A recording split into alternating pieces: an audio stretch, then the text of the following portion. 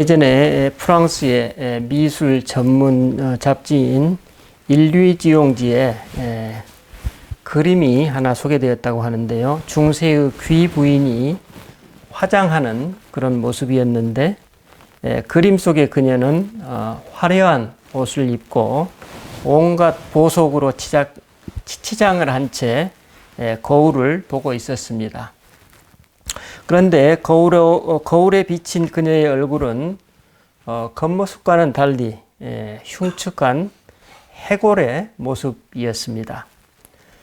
이 그림은 누구나 세월이 지나면 늙고 또 겉모습을 치장하는 것만으로는 자신의 거짓된 삶을 속일 수 없다는 그런 교훈이 담겨 있습니다. 저명한 사회학자인 토니 캄폴로라는 분은 이렇게 얘기했다고 합니다. 모든 인간은 죽음 앞에 섰을 때 이루지 못한 업적을 후회하는 것이 아니라 단지 바르게 살지 못했음을 후회한다 라고 말했다고 합니다. 많은 사람들이 미래에 있을 죽음의 순간을 잊고 외형적인 삶이나 업적을 이루는데 인생을 바치곤 합니다. 그러나 죽음 앞에 서면 인간은 본능적으로 하나님의 심판을 예감하고 자신의 삶을 돌아보게 됩니다. 그럼 요즘 나는 어떻게 살고 있습니까? 오늘 본문을 전하고 있는 누가는 12장부터 오늘 13장 9절까지 이르기까지 다가올 심판에 대비하라는 예수님의 경고를 전하고 있습니다. 심판의 재앙이 닥치기 전에 회개하라는 부르심입니다. 이때는 마침 예수님과 제자들이 갈릴리에서 예루살렘으로 향하던 시기였습니다. 그런데 그때 두어 사람이 예수님 앞에 와서 한 가지 사건을 전하고 있습니다. 갈릴리에서 온 순례자들이 예루살렘 성전에서 희생제사를 지내는 동안에 로마 총독 빌라도가 군대를 들여보내서 그들을 살육한 것입니다. 총독 빌라도는 반골 기질이 있는 당시 갈릴리 사람들의 반란을 두려워했던 것 같습니다. 그래서 본문은 성전 안뜰에서 그들이 드리던 희생제물의 피가 그들의 피와 섞였다고 전하고 있습니다. 빌라도에 의해서 성전이 더럽혀진 것입니다. 오늘날로 치자면 군인들이 교회의 예배당에 침입하여서 예배자들을 학살한 것과 같다고 볼 수 있습니다. 이 사건이 일어난 당시의 분위기로 보았을 때 이 내용을 예수님께 전하고 있는 사람들의 마음이 어땠을까요? 우리는 어렵지 않게 예수님 당신도 당신께서 이래도 계속 예루살렘으로 가실 작정이십니까? 라는 추측을 할 수 있을 것입니다. 하지만 예수님의 답변은 이들이 기대했던 바와는 상당히 다른 방향을 가리키고 있었습니다. 예수님이 말씀하십니다. 너희는 이 갈릴리 사람들이 이같이 해받음으로 다른 모든 갈릴리 사람들보다 죄가 더 있는 줄 아느냐? 너희에게 이르노니 아니라. 너희도 만일 회개하지 아니하면 다 이와 같이 망하리라. 예수님 여기서 지금 예루살렘으로 향하고 있는 당신과 당신의 추종자들의 안위 문제 너머의 이슈를 지금 제기하십니다. 예수님은 이스라엘 사람들의 전통적인 사상, 소위 재앙과 죄를 결부시키는 데에서 논의를 계속 이어가고 있는 것을 볼 수 있습니다. 이렇게 말씀하세요. 또 실로암에서 망대가 무너져 치여 죽은 18사람이 예루살렘에 거한 다른 모든 사람보다 죄가 더 있는 줄 아느냐? 내가 너희에게 이르노니 아니라. 너희도 만일 회개하지 아니하면 다 이와 같이 망하리라. 여러분, 예수님은 왜 이처럼 논의의 초점을 이스라엘 전체의 그런 정치적인 이슈에서 개인적인 이슈로 전환하고 계실까요? 그렇습니다. 우리는 여기서 그리스도로서의 예수님의 정체성을 발견하게 됩니다. 예수님은 어느 일방의 편을 드시는 것이 아니라 모든 사람들에게 공평한 구원의 길을 가르치시고 동시에 당신의 현존으로 세상과 모든 사람들을 공의롭게 심판하고 계심을 나타내고 계십니다. 오늘 본문 6절로 9절의 비유는 예수님의 이러한 입장을 잘 묘사하고 있습니다. 예수님 당시 포도밭에 무화과 나무를 섞어 심는 것이 흔한 일이었다고 합니다. 한 사람이 자신의 포도밭에 무화과 나무를 심었는데 나무가 충분히 자랐고 또 지난 3년 동안 열매를 기대했으나 열매를 얻지 못한 것입니다.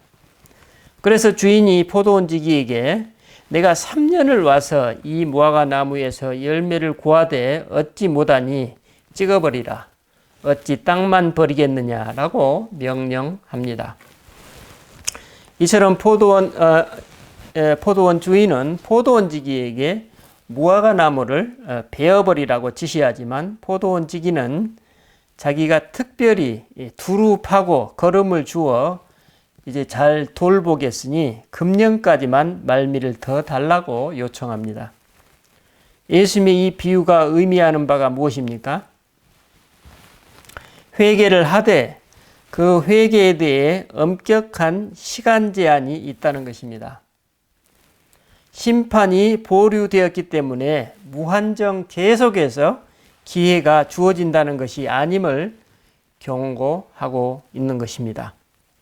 우리가 이 비유에서 포도원 주인이 성부 하나님을, 포도원 지기가 예수님을, 그리고 무화과 나무가 이 세상 모든 사람을 상징한다고 가정하면 예수님이 연장해 주신 이 말미를 통해 잠시 보류된 심판을 의미하고 있음을 알 수 있습니다. 그러므로 성전에서 살육당한 갈릴리 사람들이 여타의 갈릴리 사람들보다 죄가 더 많은 것이 아니고 실로암 망대가 무너져 깔려 죽은 예루살렘 사람들이 여타의 예루살렘 사람들보다 죄가 더 많아서 그런 비참한 사고를 당한 것이 아니라는 것입니다. 예수님 말씀은 이 두 사건에서 여러분들이 유의해야 할 것은 바로 지금 내 자신의 모습이 어떠냐는 것입니다. 그리고 중요한 것은 지금 나의 이 모습에서 돌이킬 수 있는 기회가 앞으로 무한정 있는 것이 아니라는 메시지입니다. 왜 그렇습니까? 지금 예루살렘으로 향하고 계시는 예수님의 마지막 사랑의 여정이 곧 이 세상 모든 사람들이 하나님의 심판에 노출되고 있다는 의미입니다. 이를 본문에서는 이렇게 표현하고 있죠. 금년에 두루 파고 거름을 줄이니 라고 표현하고 있습니다. 이처럼 나무를 잘 돌봐서 열매를 맺으면 좋겠지만 그럼에도 불구하고 열매를 맺지 못하면 이제 찍어버리시라고 포도원 지기가 응답하고 있습니다. 예수님은 예루살렘의 이 마지막 여정을 통해 갈릴리 사람들이나 예루살렘 사람들이나 이방인들이나 모두 하나님의 공정한 심판 아래 있다는 말씀입니다. 여기에서 예수님의 핵심 메시지는 무엇입니까? 빌라도에게 살육을 당하고 망대에 깔려 죽은 사람들을 보라는 것입니다. 누구든지 언제든지 아무런 예고나 암시 없이 죽음을 맞을 수 있다는 것입니다. 회개의 기회가 언제나 항상 주어지는 것이 아니라는 말씀입니다. 복음의 열매를 맺지 못한 채 예고 없이 죽음을 맞지 않도록 지금 깨어서 열매를 맺도록 하라는 메시지입니다. 예수님의 이 예언은 실제 주후 70년에 예루살렘 성이 로마군에 의해서 함락되었는데 이는 공생의 내내 평화의 길을 모색하셨던 예수님의 말씀을 이스라엘 백성들이 따르지 않은 결과였음을 증거하고 있습니다. 그리고 공교롭게도 이 복음은 300여 년이 채 안 되어서 예루살렘이 아니라 예루살렘을 식민지화했던 로마 제국에서 기독교가 뿌리를 내려 세계화의 전기를 받게 됩니다. 우리는 여기서 기독교 복음의 공정성을 발견하게 됩니다. 예수님은 애국자인 시몬이나 아니면 배신자 유다나 혹은 바리새인 니고데모나 매국노 삭개오나 남자나 여자나 유대인이나 이방인 백부장이나 그 누구도 차별하시거나 배척하지 않으셨습니다. 모든 사람이 각자 그리스도의 복음에 반응 응답하면서 구원과 심판을 경험하는 것입니다. 이런 맥락에서 보면 구원은 철저히 개인적입니다. 여기서 우리는 두 사람이 맷돌을 돌리다가 한 사람은 들림을 받고 한 사람은 그대로 있으리라는 예수님의 말씀을 이해할 수 있습니다. 그러므로 교회가 어떻다는 둥, 어떤 교회 지도자가 어떻기 때문에 나는 더 이상 복음을 받아들일 수 없다거나 하는 류의 변명이나 그런 자기 합리화는 사실 설득력이 떨어지고 있음을 알 수 있습니다. 우리가 예수님의 복음을 제대로 이해한다면 우리는 한 사람의 구도자로서 주님 앞에 서는 것입니다. 결국 예수님의 말씀은 심판받은 다른 사람들의 눈길을 돌리지 말고 그 초점을 자기 자신에 맞추고 내 자신의 삶을 선하게 열매 맺도록 하라는 것입니다. 만약 우리 주변에서 일상으로 일어나는 사건, 사고를 통해 그 의미를 내 안에서 발견하지 못하는 사람들은 스스로 망하게 될 것이라는 메시지입니다. 우리가 자주 접하듯이 부정부패에 연루된 사람이 뉴스에 나오면 내 자신의 사회적 삶이 혹시 그런 부정부패에 연루되어 있는지 돌아보라는 것입니다. 그리고 그 즉시 만약에 연루되어 있으면 돌아서라는 것입니다. 이것이 하나님의 메시지입니다. 또 혹시 우리가 영화나 드라마를 보면서 혹은 주변에서 윤리적인 과오를 저지른 사람을 보거든 내 자신도 그런 부분에서 자유로운지 살펴보고 바로 조치를 취하라는 것입니다. 이런 영역에서의 열매가 여러분 어떻게 가능할까요? 그렇습니다. 우리가 매일 진지하게 기도 생활을 하지 않는다면 이런 열매를 맺는다는 것이 사실상 어렵습니다. 왜냐하면 이런 죄악된 모습은 이미 그 사람에게 익숙해져서 무의식화되어 있기 때문입니다. 그러므로 이런 무의식의 영역을 기도의 영역, 즉 의식의 영역으로 가져온다는 것은 어떤 타성적인 기도나 생활 패턴만으로 제대로 다루기는 어렵습니다. 우리 지난주에 시편 31편에서 보듯이 다윗처럼 일상을 살아가면서 사울에 쫓기는 다윗의 심정을 우리가 볼 수 있었습니다. 그것은 뭡니까? 자기 목숨을 하나님께 맡겼다고 그렇게 다윗이 고백하고 있습니다. 그리고 매일의 일상을 어떻습니까? 하나님의 손길에 맡겼다고 이렇게 고백하고 있습니다. 그러니까 다윗은 매일의 일상을 내 자신을 하나님께 개방했던 것입니다. 그러니까 어때요? 매일이 그의 삶과 그 여정이 하나님의 은총 가운데 하나님께서 이끄시는 대로 그가 반응하고 응답했던 것입니다. 바로 그러한 영적 삶이 바로 뭡니까? 내 자신의 무의식에서 나를 구원하고 해방하는 그런 촉매제가 되었던 것입니다. 그래서 우리는 하나님께서 아무리 강력한 메시지로, 아무리 자주 메시지를 보내시더라도 만약 이런 삶이 아니라면 온갖 핑계거리들을 우리가 들이대면서 이를 깔아뭉개버리거나 회피해버릴 것입니다. 그러므로 이런 상태가 지속된다면 그 사람은 사실상 열매 맺을 기회를 영영 살리지 못할 수도 있습니다. 여러분, 할 일이 생각나거든 지금 하십시다. 오늘 하루는 오늘 우리가 맡고 있는 하늘은 맑지만 내일은 구름이 일는지 모릅니다. 어제는 이미 또 나의 것이 아니니 지금 하십시다. 친절한 말 한마디가 생각나거든 지금 말하십시오. 내일 나의 것이 안 될 수도 있습니다. 여러분, 사랑하는 사람이 언제나 곁에 있지는 않습니다.